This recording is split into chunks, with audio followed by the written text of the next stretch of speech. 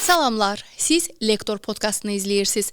Bugünkü lektorumuz Azərbaycan Dövlət Neft və Sənaye Universitetinin nəzdində fəaliyyət göstərən UFAZ-ın ən uğurlu məzunlarından biri və hazırda elə UFAZ-da müəllim kimi fəaliyyət göstərən Yusif İbrahimovdur. Xoş gəlmisiniz Yusif müəllim. Təşəkkür edirəm, xoş gördük.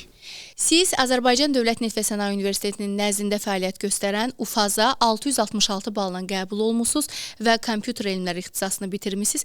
Mən istəyərdim ki, bu seçiminizin arxasında dayanan maraqlardan, motivasiyalardan bir qədər danışasınız. Təşəkkür edirəm sualınız üçün.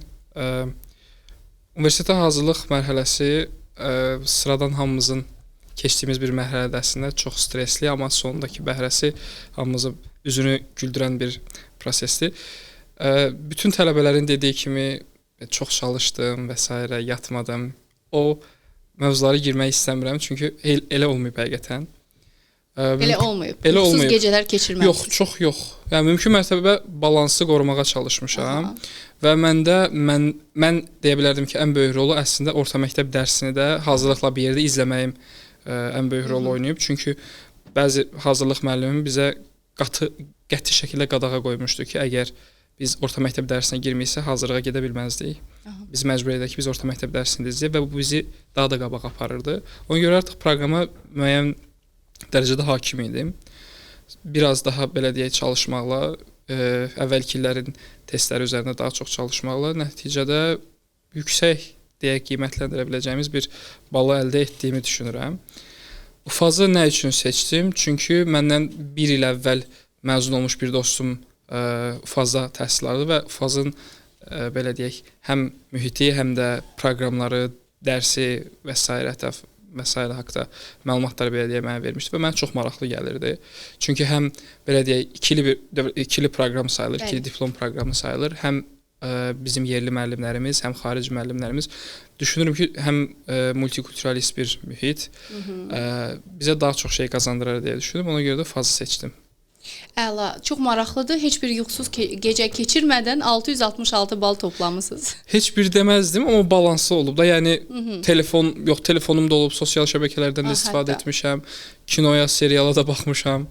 Bunu mən istəyərdim bir qədər aydınlıq gətirək. Digər məktəbdə hazırda oxuyan və tələbə olmaq istəyən gənclər üçün ən çox qorxduqları məsələ budur. Mənim heç bir sosial həyatım olmayacaq, neçə il ancaq mən kitablara qərq olub belə bir həyata davam eləməli olacağam. Necə universitetə hazırlaşan gənclər, uğurlu nəticə qazanmaq istəyən gənclər bu balansı qoruya bilsinlər? Bu time management, vaxtın idarə olunmasını hansı formada qurmuşdunuz və ümumiyyətlə bu məsələdə sizi istiqamətləndirən kimsə var idimi? Bir məsləhətçiniz, bir peşəkar?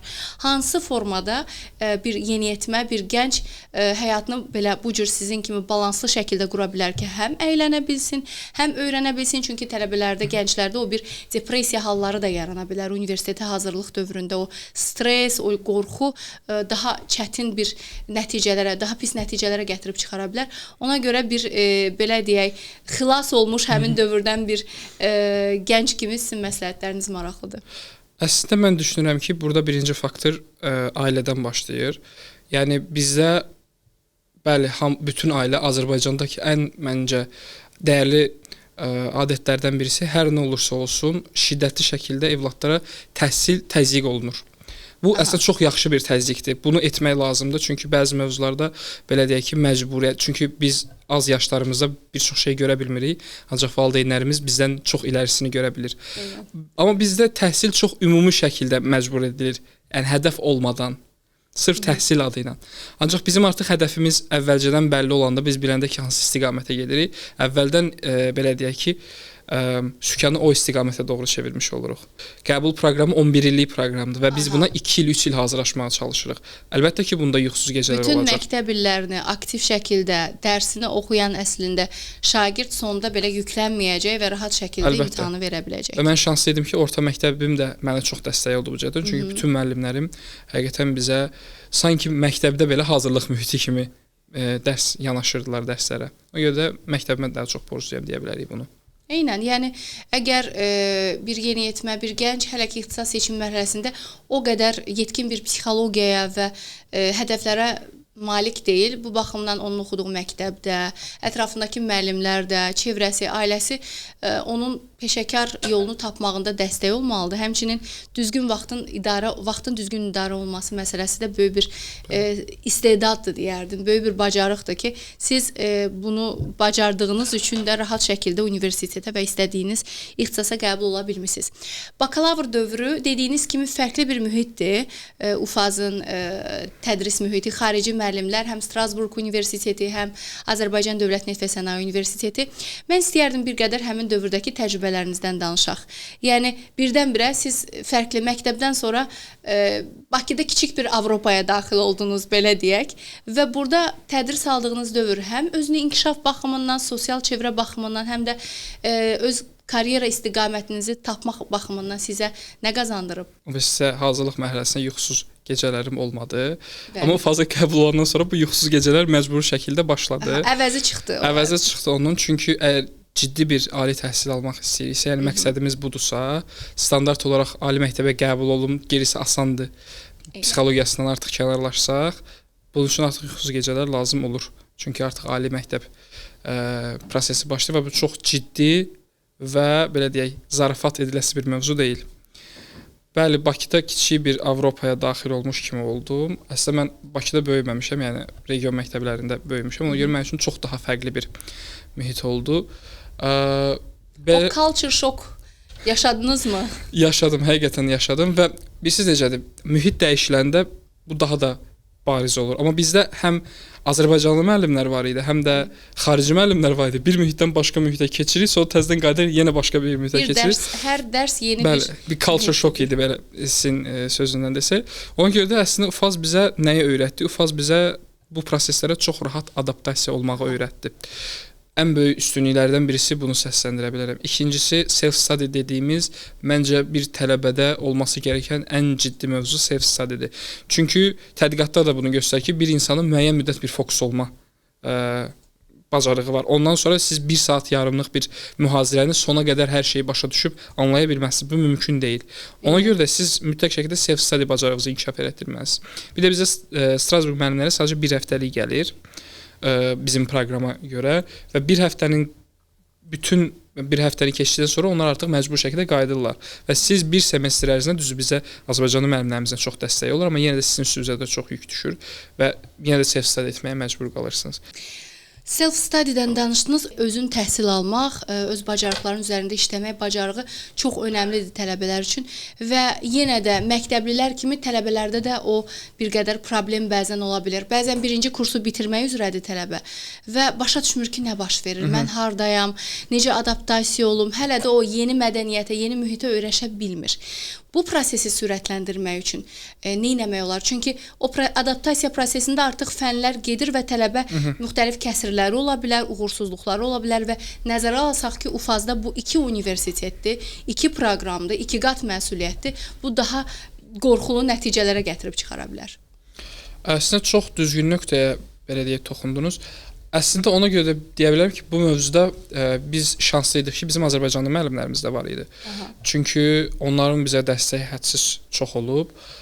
Bu prosesə adaptasiya olmağımızda ən çox onların dəstəyi oldu. Bundan da əlavə məcbursuz, başqa yolunuz yoxdur. Yəni qarşınıza bu da hədəfi qoymusunuzsa artıq siz, yəni nə olursa olsun hədəfə çatmaq lazımdır. Bəli, kəsiləcəksiniz, kəsilmək normaldır. Yəni bizdə düşünülür ki, kəsilmək dünyanın sonudur. Xeyr, kəsilmək dünyanın sonu deyil.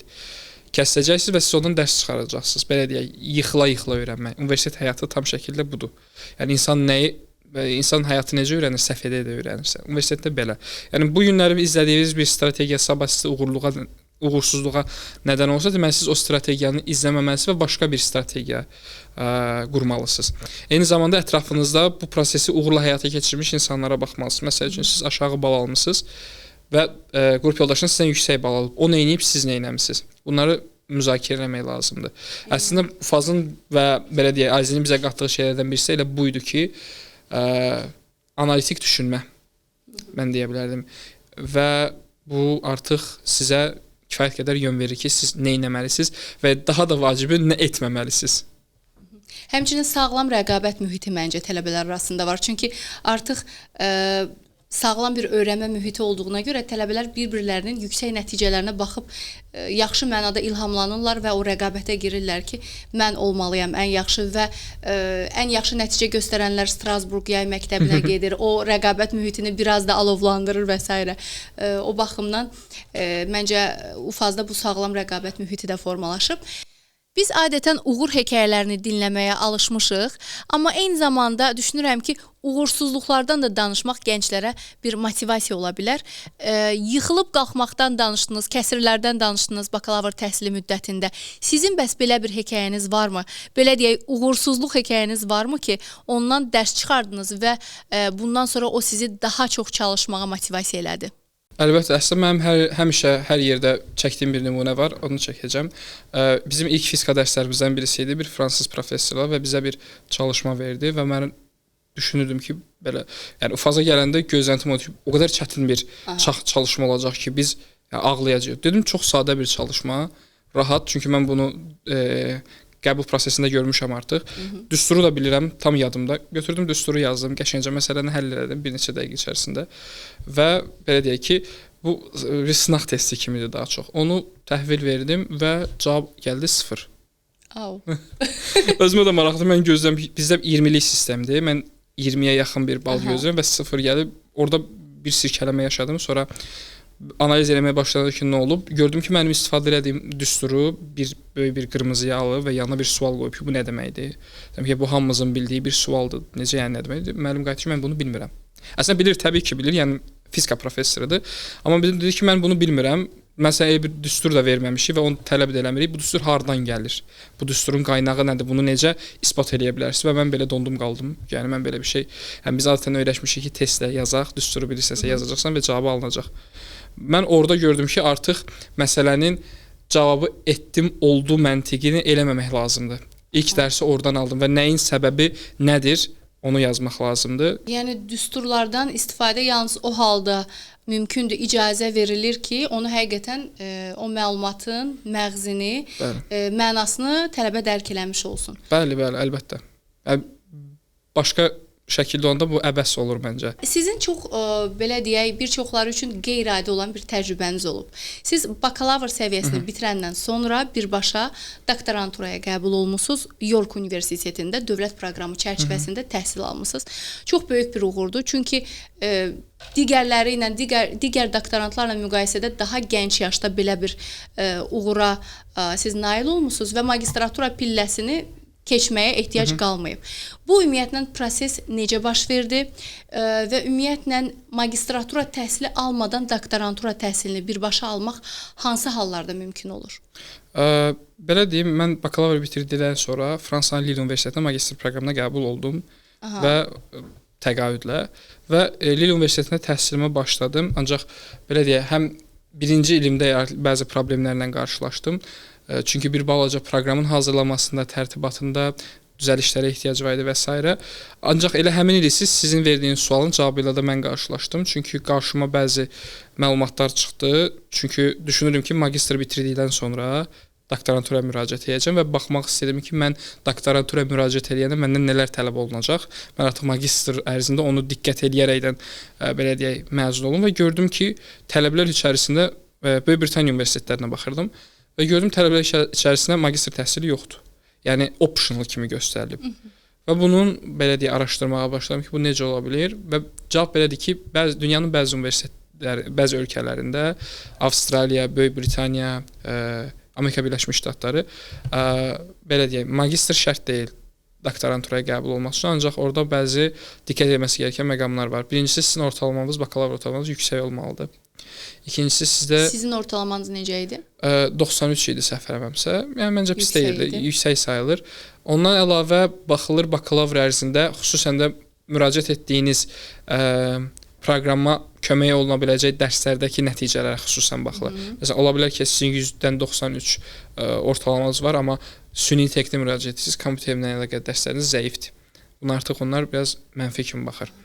İxtisas fənləri. İxtisas fənləri xüsusən də həmin proqram üçün vacib olası vacib fənlərin ortalamaları diqqətə alınır. Amma eyni şərt magistratura üçün də keçərlidir adətən. Keçərlidir.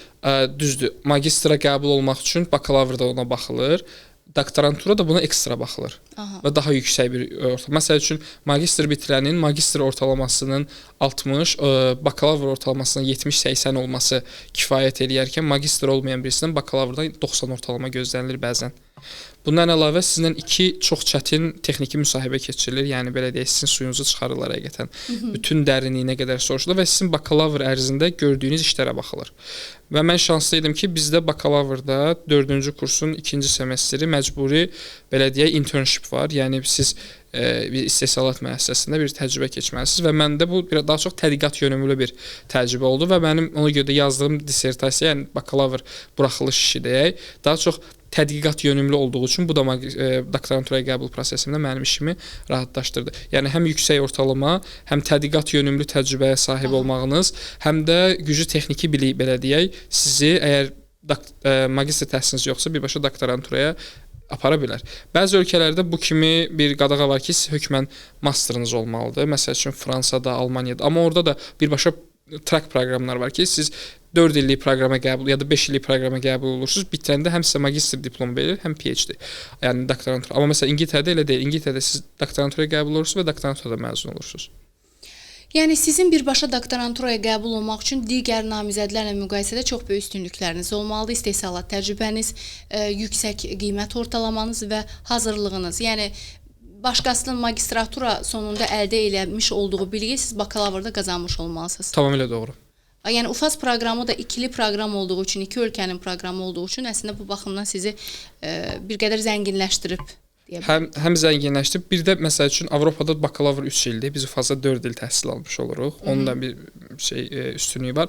Bir də mən deyə bilərdim ki, UFAS-dakı bakalavr təhsili mən bitirəndə əldə elədiyim biliklər, məsələn Böyük Britaniyadakı bir çox universitetlərdə magistr bitirənlərdə belə o dərəcədə bir çətinliklə qarşılaşmırlar. Yəni çətin ağır bir proqramla qarşılaşmırlar. Ona görə əslində UFAS tələbəsi daha çox hazır olur, nəinki 1 illik magistr məzunu.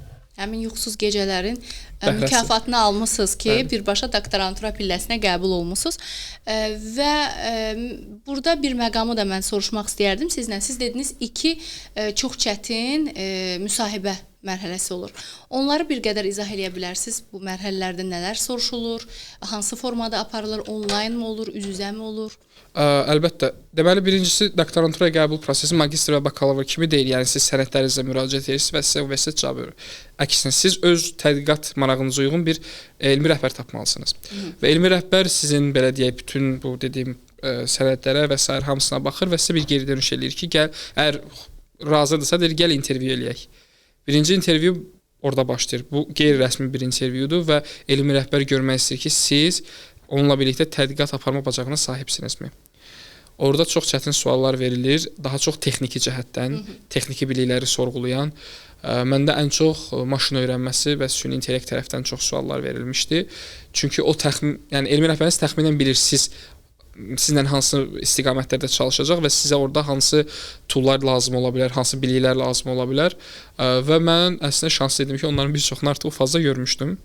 Görmədiklərimi də özüm self-study ilə öyrənmişdim. Əslində o çox yaxşı keçdi o intervyu. İkinci intervyu rəsmi intervyudur. Artıq siz universitetə müraciət edirsiniz və elmi rəhbəriniz sizə razılıq verir ki, mən məsəl üçün bu tələbə ilə işləməyə razıyam. Ondan sonra bir daha başlayır rəsmi intervyu, həm elmi rəhbəriniz, həm də bir nəfər belə deyək, independent bir başqa bir alim olur həmin intervyuda və onlar texniki cəhətdən çox da ağır suallar vermirlər, daha çox işin belə deyək, fəlsəfəsi ilə əlaqəli suallar verirlər. Prosesdə bu çətinlik olsa nə olacaq? Etik cəhətdən bu problemlər olsa necə edəcəksən? Ortada hansısa bir məsəl üçün dataya əlçatımlıq baxımından bir problem yaşasan nə edəcəksən? Orada da çox belə deyək, dərinliyə gedən suallar verdilər. Görmək istədilər ki, siz həqiqətən bu mühitə hazırsınızmı? Okay, texniki olaraq sizin bilikləriniz ola bilər, amma siz mental olaraq və ya belə deyək, soft skill olaraq həmin prosesə hazırsınızmı? Ondan da razı qalsalar, oradan sonra artıq universitet sizə rəsmi qəbul verir. Yəni tam sizin bu mövzuya, təklif olunan mövzuya nə dərəcədə uyğun olmağınız, həm texniki tərəfdən, həm məlumatların, bilik bazanızın olmağı baxımından hər tərəfli təhlil olunursunuz və onun nəticəsində də qəbul almısınız. Çünki universitet əmin olmalıdır ki, bu doktorant yekunda həqiqətən də bu işi uğurlu şəkildə müdafiə edib ortaya bir maraqlı bir iş, dissertasiya işi qoya biləcək. Sizin tədqiqat mövzunuz çox maraqlıdır həqiqətən də. Mental sağlamlıq üçün izah oluna bilən süni intellekt. Müasir dövrün ən maraqlı sahələrindən biridir süni intellekt. Bəziləri deyir ki, həyatımızı asanlaşdırıb, bəziləri deyir ki, gəncləri robotlaşdırıb və mental sağlamlıq məsələsində də müəyyən qədər süni intellektin rolu var. Çoxlu maraqlı araşdırmalar aparırlar son dövrlərdə. Bu mövzunu, nəyə görə məhz bu mövzunu seçmisiniz və ümumiyyətlə tədqiqatınız nə ilə yekunlaşdı, nələr əldə elədiniz, artıq müdafiə də eləmisiniz, elmi dərəcənizi almısınız və əldə elədiyiniz o data doğrudan da çox maraqlıdır. Belə deyək, mənim əslində erkən vaxtlardan tibb sahəsinə marağım çox olub və belə deyək ki, sonradan kompüter elmlərinə yönəlmişəm, düzdür, amma yenə də o tibbə qarşı olan istəyim də burada birləşdirdi. Doktoranturada. Əslində çox böyük, belə deyək, stimul oldu mənim üçün. Əsas seçmə səbəblərindən birisi də çox yaxın tanıdığım birisinin təəssüflər olsun ki, bu mental problemlərlə bağlı artıq belə deyək, aramızda olmayışıdır. Çünki belə deyək, o belə deyək, pandemiya vaxtına düşmüşdü. Pandemiya vaxtında da bilirsiniz ki, insanlar bütün dünyada ən bəsit tibbi proses, belə deyək, tibbi avadanlıqlara belə əl çatmaq mümkün deyil. Və elə çünki bütün xəstəxanalar dolu, hər yerdə xəstə var, çölə çıxa bilmirik və elə bir vəziyyətdə artıq bu terapiyalar, psixoloji seanslar bunlar artıq biraz lüks kateqoriyasına daxil olmuş olur və o əlçatmaz bir durum artıq ortaya çıxdıqda bir çox insan təəssüflər olsun ki, ciddi problemlərlə qarşılaşa bilir. Məsəl üçün, ABŞ-da, Böyük Britaniyada aparılan tədqiqatlar göstərir ki, intiharların böyük əksəriyyəti depressiyadan əlaqəlidir. Təkcə belə deyək, intihar yox, eyni zamanda iqtisadiyyata da çox ciddi mənfi təsiri var psixologiyanın. Çünki belə deyək, ümumi psixoloji durum sağlam olmayanda artıq fayda da əldə etmək mümkün olmur. Və xüsusən də Amerikada son illərdə aparılan tədqiqatlar göstərir ki, xüsusən də belə deyək, Azərbaycanda təəssüf ki, tam tərcüməsini bilmirəm, major depression disorder deyirlər. Bununla artıq kütləvi belə deyək, hücumlar arasında ciddi əlaqələr var. Xüsusən də biz görürük ki, məktəblərə və s. artıq kütləvi silahlı hücumlar həyata keçir və görürük ki, insanların mental sağlamlıqları ilə bu arasında çox ciddi əlaqə var. Və mən də bu vəziyyətdə düşündüm ki, tamam, bəzi durumlarda bu terapiyalar və psixoloqlar əlçatan olmur. Məsəl üçün, bu nə ola bilər? Dediyim kimi, pandemiya ola bilər, müharibə ola bilər. Biz özümüz müharibə şəraitindən çıxmış bir ölkəyik, bilirik müharibə vəziyyətini. Düzdür, biz mümkün mərtəbə bunu çox sağlam şəkildə keçə bildik, amma dünyanın gələcəyini bilmək olmur. Hər an hər şey ola bilər və hər şey hazırlıqlı olmaq lazımdır. Yəni biz artıq tibbi xidmətlərə əl çata bilmirik. Ona görə də biz mental sağlamlıq üçün diaqnoz ala bilmirik, çünki diaqnoz psixoterapevtlər tərəfindən həyata keçirilir və yaxud da bunun üçün xüsusi belə deyək, anketlər aparılmalıdır, yeni həkim nəzarətində, xüsusi analizlər aparılmalıdır. Lazım olsa MRT və s. proseslərinə girilməlidir və yenə də bunlar da əlçatan deyil. Bəs nə əlçatandır? Əlçatandır, əslində əlimizdə çox böyük bir silah var, sosial şəbəkə. Çünki hal-hazırda 4 milyarddan çox insan sosial şəbəkə istifadə eləyir və sosial şəbəkədən nə üçün istifadə eləyir? Bütün gündəlik həyatlarını orada göstərir, bütün belə deyək, hisslərini, duyğularını, emosiyalarını, hər şey sosial şəbəkə. Bu şəkildə öz razılığımızla məlumatlarımızı dünyaya açıq elan edirik. Açıq elan edirik, eynən. Və mən düşünürəm ki, əlimizdə belə bir əslində qənimət varkən niyə bundan istifadə eləməyək? Siz qənimət kimi gördünüz? Mən onu qənimət kimi gördüm. Düzgün istifadə zamanı da əslində bir qənimətdir. Elə problem də buradan çıxır. Düzgün istifadə zamanı. Məhsul və izah oluna bilən süni intellekt də buradan gəlir. Biz süni intellektlə insanların psixoloji durumunu ən azından, yəni diaqnoz eləyə bilməsək də risk faktorlarını sosial şəbəkədən ortaya çıxara bilərik. Ancaq burada artıq bəzi etik mövzular ortaya çıxır. İstəsiz o barədə də danışarıq. Siz amma araşdırmısınız mental sağlamlıq üçün izah oluna bilən süni intellekt. Bəli. Bu tam olaraq nə deməkdir və süni intellektin mental sağlamlıq üzərində müsbət təsiri olmağı üçün hansı formada istifadə olunmalıdır? Belə deyim, Biz bu günləri hansısa bir həkimə gediriksə, başqa bir nümunə verəcəm və fərz edək ki, onun əlində artıq bizim bütün məlumatlarımız var. Bütün belə deyək, həm ultrasəs nəticələri olsun, həm MRT nəticələri olsun, həm qan nəticələri olsun və həkim bizə qayıdıb dedikdə ki, sən xərçəngsən, biz qayıdıb deyə bilərik ki, niyə? O bizə qayıdıb deyəcək, səndə məsəl üçün qanda bu problem var, məsəl üçün MRT-də çıxıb ki, bədənin bu hissəsində şişlər var və s. və s. Buna görə də sən xərçəngsən və biz razı oluruq və bundan sonra başlayır müalicə. Süni intellektdə belə bir şey yoxdur təəssüf ki. Süni intellekt sizə deyə bilər ki, hə, burada xərçəng var bu xəstədə. Bu xəstədə yoxdur. Bəs səbəbi nədir bunun? Niyə süni intellekt bu qərarı verdi? Bəs biz onun qərar vermə mexanizmini bilmədən ona necə güvənə bilərik? Hansı proseslərdən keçdiyini bilmirik biz onun. Yəni o artıq özünü belə deyə izah etməyi bacarmalıdır ki, bu səbəblərdən mən bu diaqnozu verdim. Birinci əsas məsələ budur. İkinci əsas məsələ süni intellektin necə qərar verdiyini bilməsək daha dəhşət verici nəticələr ortaya çıxa bilər. Və biz bunu necə istifadə edə bilərik? Hal-hazırda artıq Amerika qadağan edir süni intellektin tibbi məqsədlər üçün istifadəsini. Ancaq bizim əgər tədqiqatımız belə deyək, uğurlu nəticələr əldə edəriksə bu tədqiqatın nəticəsində biz artıq belə deyək, süni intellektin daha səmərəli və daha belə deyək, fərqində istifadəsi üçün zəmin yarada bilərik. Bununla bağlı da istəyərdim bir qədər danışaq ki, süni intellekt və mental sağlamlıq bu ikisinin əlaqəsindən danışdıq. Məlumatlarımızı bir çoxumuz süni intellektdə bəzən ötürürük, hətta bəzən şəxsi problemlərimizi də sizin çəkdiyiniz nümunədə olduğu kimi şəxsi problemlərimizi, dostlarımızla, ailəmizlə olan münasibətlərimizin təhlili barəsində belə biz süni intellektə güvənirik. Bir psixoloq kimi bəzən yanaşırıq və bir çox nümunələr var ki, doğrudan da uğurlu olmayan məsləhətlər verilir süni intellekt vasitəsilə. Siz bu araşdırmadan sonra nə qənaətə gəlmisiniz? Biz, yəni sıravi vətəndaşlar hansı ki, süni intellektdən istifadə eləyirik və eləməyə də davam eləyəcəyik. Hansı formada istifadə eləyək ki, mental sağlamlığımıza zərəri olmasın, əksinə onun faydasını görə bilək? Hal-hazırda düşünürəm ki, indiki mərhələdə ən doğru qərar ümumi vətəndaşların xüsusilə tibbi məqsədlərində süni intellektdən istifadəsinin mümkün mərtəbədə qarşısı alınsın. Çünki hal-hazırda xüsusilə tədqiqatımın nəticəsi göstərir ki, süni intellektin hazırki versiyasında, hani hazırda qarşımızdakı alətlərə tam güvənə bilmirik. Təbii ümumiyyətlə güvənə bilmirik. Çünki nəticə sonda belə deyək,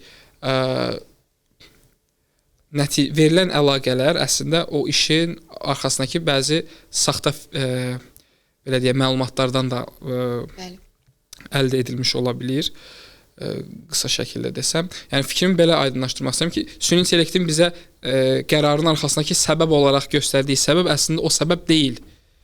Yəni biz süni intellektdən niyə bu qərarını verdin sualını soruşduqda onun bizə verdiyi səbəb əslində o səbəb olmaya bilir. Saxta bir dataya əsaslanmış ola bilər. Saxta bir dataya əsaslanmış ola bilər. Sırf həmin vaxt bizi məmnun etmək üçün vermiş ola bilər və ümumiyyətlə arxa fonda onun qərar, çünki süni intellekt dediyim şey riyaziyyatdır. Başdan sona bir xətti cəbir proseslər gedir və arxada bir optimizasiya işi gedir. Və biz mənim tədqiqat işim də nədir? Həmin o arxa fondakı prosesi analiz eləməkdir. Yəni bu qərarın verilməsindəki arxadakı rəqəmlər hansılardır? Və görürük ki, arxada olan cari rəqəmlərdən süni intellektin bizə təqdim elədiyi nəticələr arasında etibar edilə biləcək qədər ciddi əlaqə yoxdur. Yəni hal-hazırda bu istifadə düzgün deyil. İkinci məsələ, mən düşünürəm ki, ciddi təlimlər keçirilməlidir. Süni intellektin səmərəli və dediyim kimi bu etik istifadəsi ilə bağlı. Çünki biz bütün məlumatlarımızı onunla bölüşürük. Bunu da biz başa düşməliyik ki, bunun nə kimi bizə ziyanı ola bilər və tədqiqata, hansı ki, bu gün artıq biz onu eləməyə başlamışıq, məncə o cəhətdən çox şanslıyıq. Universitet olaraq da eləyirik. Yəni çünki Nefes Sənaye Universiteti və UFAZ-ın artıq tədqiqat laboratoriyaları yaradılır. Onların mövzularından biri də sırf bu izah oluna bilən süni intellekt. Aslında çox xoş bir xəbərdir. Çünki biz tədqiqata dəstəyimizi göstəririk və tədqiqatın sonunda artıq biz qənaətbəxş nəticə alarıqsa, o zaman artıq insanlara da bu məhsulu rahatlıqla təqdim edə bilərik ki, artıq öz belə deyək, məsləhətlərinizi müəyyən bir dərəcədə məsləhətlərinizi süni intellektdən soruşa bilərsiniz. Faydalıdırmı? Çox faydalıdır. Zərərlimi? Hədsiz zərərli. Yəni zərəri faydasından çoxdur deyə bilərəm hal-hazırda. Bir növ hələ cəmiyyət, dünya kütləvi şəkildə süni intellektin istifadəsinə hazır deyil deyə düşünürsünüz. Qəti şəkildə hazır deyil məncə. qorxulu kino ssenariləri gerçəkləşməsin deyə bir qədər tənzimləmək lazımdır süni intellektdən istifadəni. Siz hazırda UFAZ-ın həm də müəllimisiniz. Bəli. Məzunu olduğunuz ali təhsil müəssisəsinin müəllimi olmaq necə bir təcrübədir və ümumiyyətlə bununla bağlı təəssüratlarınızı da bir qədər eşidək. Əslində belə deyək, çox duyğulandırıcı bir məqamdır. Çünki sizin 4 il boyunca demək olar səhər tezdən gecəyə qədər olduğunuz bir yerə artıq siz müəllim olaraq daxil olursunuz və zamanında siz müəllim olaraq gördüyünüz insanlara çiyin-çiyinə çalışırsınız və hal-hazırda yenə də mən onları müəllim olaraq görürəm. Baxmayaraq ki, artıq rəsmi olaraq tələbələri deyiləm. Rəsmi olmasa da bu tələbəlik davam edir. Çünki onlardan əvvəl elm öyrənirdik. İndi artıq necə müəllim olmaq lazımdır, bunun dərinliyini öyrənir və s. Çox xoş bir duyğudur. Mümkün mərtəbə çalışıram ki, tədris prosesində hiyerarxiyaya çox ciddi yol verməyim. Çünki tələbələrin dərsdən əlavə də belə deyək çətinlikləri olur və biz nə qədər onlarla yaxın belə deyək dostcasına bir mühit qurarıqsa, həm akademiya daha onlar üçün xoş bir mühit olar. Onlar hər gün universitetə səhər yuxudan durub belə deyək bir zülm, məcburiyyət kimi yox, daha çox əylənə bildikləri bir yer olaraq görsələr, yəni bir evi olaraq görsələr universiteti, daha yaxşı bir nəticə alır. İndi ona görə də, yəni çünki bunu gördüyüm müəllimlərimiz olub bizim. Çox şadam ki və indi də çalışıram ki öz tələbələrimdə bunu belə deyim həyata keçirim. Sizə ötürdükləri bu yolda davam edirsiniz. Eyni şəkildə tələbələrin adaptasiyası, universiteti və təhsili sevməyinə töhfə olursunuz, öyrətməyinə yanaşı.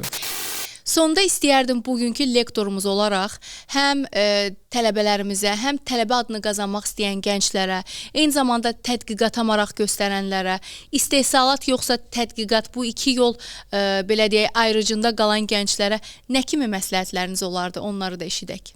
Birinci tövsiyəm çox kitab oxumaq. Yəni söhbət elmi kitabdan getmir. Elmi kitab da ola bilər, amma daha çox bədii kitab ola bilər. Fərq eləmir. Tarixlə əlaqəli kitablarını, tarixi oxumağı şiddətli tövsiyə edirəm. Çünki insanın həqiqətən belə türkçə demiş algısını şiddətli dərəcədə açır və sizə hardan gəlib hara getdiyini dərk eləyir. Bəli, və bu sizə hədəfinizi seçməyə də kömək eləyir. Yəni motivasiya kitabları və sair də oxuya bilərsiniz, amma onlar çox sizə bir şey indiki vəziyyətə qatmayacaqlar. Bundan əlavə çalışın özünüzdən böyük insanlarla çoxlu söhbət olun. Çalışın dost ortamınızı özünüzdən böyük insanlarla qurun. Yəni və elə olduqda siz artıq görəcəksiniz ki, insanlar nə edir. Və siz özünüzə sual verə bilərsiniz. Mən bunu etmək istəyirəmmi və nə etmək istəyirəm? Məncə bu da sizə hədəfə gedən yolda daha düzgün istiqaməti göstərmiş olacaq. Və artıq siz öz istiqamətinizi azdan çoxdan yəni bilirsiniz də hansı peşəni görəndə sizin içinizin titrədiyini görə bilirsiniz. Yəni o əslində sizin belə də istiqamətiniz odur deməkdir. Xüsusən də əgər bir gənc tədqiqatçı olmaq istəyirsə, bütün ömrü sual verməklə keçməlidir. Sual vermək dayanan bir proses deyil və sona qədər sual vermək lazımdır və hər bir sualın da cavabını almaq lazımdır. Belə olduqda siz artıq tədqiqat belə deyək üçün də hazır olacaqsınız. Qorxmamaq lazımdır və mümkün mərtəbə uğursuzluqları da belə deyək uğursuzluq olmalıdır. Bu həyatın qanunudur. Süni intellekt də belə işləyir bu arada. Yəni süni intellekt ilk başda ən sıfırdan tamamilə random bir cavab verir və o verilən cavabla düzgün cavab arasındakı fərqi öyrənərəkdən süni intellekt inkişaf edir. İnsan, yəni tamamilə əslində belə baxdıqda insanı örnək alıb. Biz də beləyəmək, həyatdakı uğursuzluqlarımızdan dərs almağı da bacarmalıyıq. Mütləq şəkildə sağlamlığımıza diqqət etməliyik. Çünki həqiqətən də biz bədənimiz sağlam olmadıqdan sonra bu bədən heç bir faydalı nə tədqiqat, belə deyək, nə də elm verməyəcək. Maraqlı müzakirəyə görə və qonağımız olduğunuza görə sizə çox təşəkkür edirik Yusif müəllim və gələcək fəaliyyətinizdə də bol-bol uğurlar arzuluyoruz. Çox sağ olun, mən də təşəkkür edirəm. Əziz izləyicilər, bugünkü buraxılışımızda müasir dövrün ən aktual məsələlərindən biri olan süni intellektə və onun insanların mental sağlamlığı üzərindəki təsiri məsələsinə toxunduq. Eyni zamanda çox istedadlı, savadlı gənclərimizdən, məzunlarımızdan biri olan Yusif İbrahimovu tanıdıq. Növbəti buraxılışlarımızda görüşərik. Hələlik.